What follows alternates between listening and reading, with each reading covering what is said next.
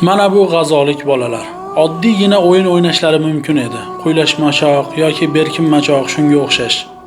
Lekin ming afsuski, G'azoda bo'layotgan voqelik u yerdagi bosqinchi yahudlar va bosqinchi Amerika tarafidan bombard qilingan oddiy g'azolik xalqni qirg'inbaroti natijasida mana bunday yosh bolalar ham oddiy o'yinlar emas, balki dafn marosimini o'yin qilib o'ynashyapti. Alloh musta'an. Assalomu alaykum va rahmatullohi va barakatuh. Aziz birodarim va opa-singlim, G'azo bilan bir lahza ko'rsatuvimizni kuzatib boruvchi birodarlarimiz juda yaxshi biladi. Biroz vaqt to'xtab qoldik. Bunga asosiy sabab YouTube platformasi mana bunday mazlumlarning nolalarini olib chiqayotganimizga bizga bir necha предупреждение, ya'ni eslatmalar kelib qulflab qo'ydi. Shu sababdan ish faoliyatimizni davom ettira olmay qoldik. Siz azizlardan so'rab qolardikki, mana bu ko'rilayotgan mazlumlarning holatiga befarq bo'lmasdan, mana bu videoni qo'llab-quvvatlagan holatda izohlarda o'z fikringizni bildirib qoling. Bosqinchi yahudlarni barchamizga ma'lum, yaqinda parlamentda ovoz berishdiki, G'azo xalqidan bo'lgan oddiy musulmonlar bo'lsin, har kimni ushlashadi va ana bularni qatl qilishlikka, ya'ni dorga osishlikka, o'lim hukmiga hukm qilishlikka ovoz berishdi va mana bu narsani qonunan tasdiqlashdi. Alloh kifoya qilsin mana bu mal'unlarga. Ming afsuski, butun islom ummati va musulmonlar mana bu narsani faqatgina kuzatib, qo'limizdan hech narsa kelmay yordam bera olmayapmiz. Mana bu rolikda e'tibor beradigan bo'lsak, g'azolik bir opa-singlimiz og'ir holatda, shunday bir yaqinlarini yo'qotgan bir qiyinchilik holatda, oilada vallohu alam bir erkak ham yo'q. Mana bu holatda o'tin yig'ib, ko'chadagi kichik bir shaxchalarni yig'ib turib, o'tin qilib farzandlariga bir ovqat qilib berishlik yoki bir xonalarini isitishlik, chodirlarni isitishlik maqsadida o'tinni olib ketyapti. Alloh musta'an. G'azo xalqini, G'azo musulmonlarini, G'azo mazlumlarini tili, dini bir bo'la turib, ko'rib bilib turib yordamsiz tashlaganligi natijasida arab davlatlarini ahvolini qarang bugungi kunda.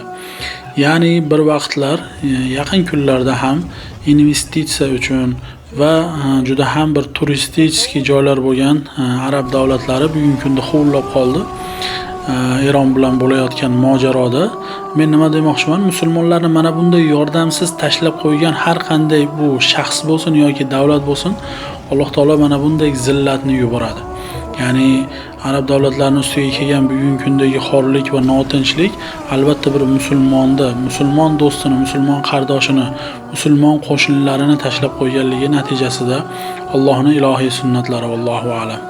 Mana bu rolikda o'sha bosqinchi yahudlarni parlamenti tasdiqlab, qariyb 9500 falastinlik musulmonlarni qatl qilishlikka go'yoki ovoz berishdi va bu narsani ularning o'zlarining qonunida tasdiqlashdi. Va musulmonlarni yahudlar ochiqdan ochiq qamoqxonalarida bo'layotgan voqealarni ko'rsatyapti. Bu biz tarixdagi haligi otlarda bir xatlarni yuboradigan zamonda emas, balki 21-asrda bo'layotgan voqealarni shunday ko'rib turibmiz va bu narsaga befarq bo'lmasligini o'zimga va siz azizlarga eslatib qolardim inshaalloh. Xo'p, bugungi kunda bosqinchi yahudlarning zulmi shunday oshib bordiki, men o'yladim, mana bu bir rolikka ko'zim tushdi. Buni o'yladim, sun'iy intellekt hozirgi kunda juda ham rivojlandi. Shu sun'iy intellektda qilingan bo'lsa kerak desam, yo'q, unday emas, balki bir-birini tasdiqlaydigan arab kanallarida ham keldiki, bir falastinlik musulmonni bosqinchi yahudlar nima qilgan, tok bilan shahid qilishgan va mana bu jarayonni ochiqdan-ochiq tasvirga olib butun dunyoga o'z zolimliklarini ko'rsatgan. Va bu narsa sun'iy intellekt bo'lishi ham mumkin, lekin men imkon boricha ko'proq boshqa nimalardan ham oldim. Alloh musta'an, ya'ni bu haqiqiy videoga o'xshayapti. Alloh taolo mana bu bosqinchilarga o'zi kifoya qilsin.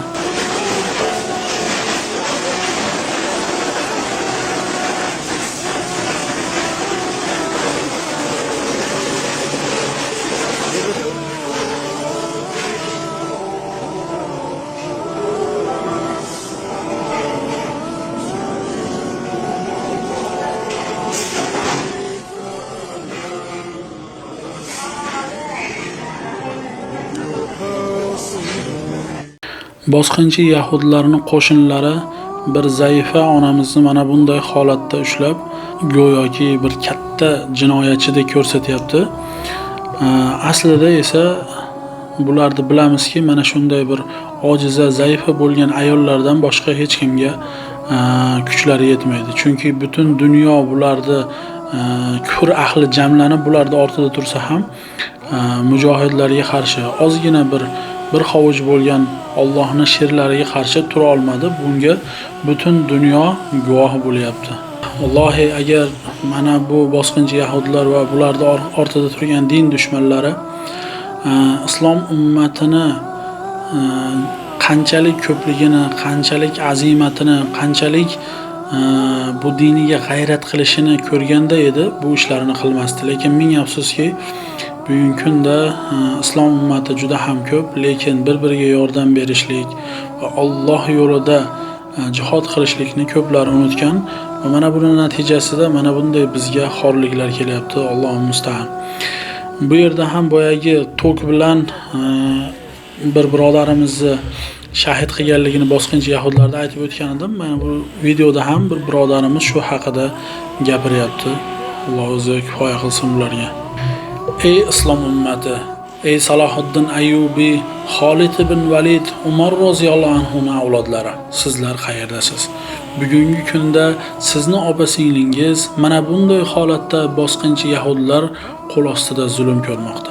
Mana bu videoni e'tibor beringki, bir bosqinchi yahudiya ayol bir muslima opa-singlimizni ustiga chiqib mana bunday holatda xorlayapti. Va bu videolarda ko'p holatlarda shu videolarni tarqatganligimiz uchun bizni ijtimoiy tarmoqlar qulflab qo'yapti. Lekin Alloh qodir qilgancha mana bu narsani ummatga yetkazishga harakat qilamiz. G'azoda oxirgi vaqtlarda Al-Qasam bilan sulhlar bo'ldi deb turib, u yerdagi narsalarni ummat uchun unuttirishlikka harakat qilinyapti va Eron bilan bo'layotgan mojarolar ham shu islom ummatini G'azoga bo'layotgan e'tiborlarini susayishiga sababchi bo'lib qoldi. Men aytardimki, G'azoda zulm hali ham davom etmoqda va davom etganda ham avvalgidan ham qattiqroq zulmlar bo'lyapti. Alloh taolo o'zi mazlum G'azo xalqiga o'zi yordam bersin va siz azizlarni ham mana bu bo'layotgan zulmlarga bee'tibor bo'lmaslikka chaqirib qolardim. Alloh subhanahu va taolo barchalardan rozi bo'lsin. Assalomu alaykum va rahmatullohi va barakatuh.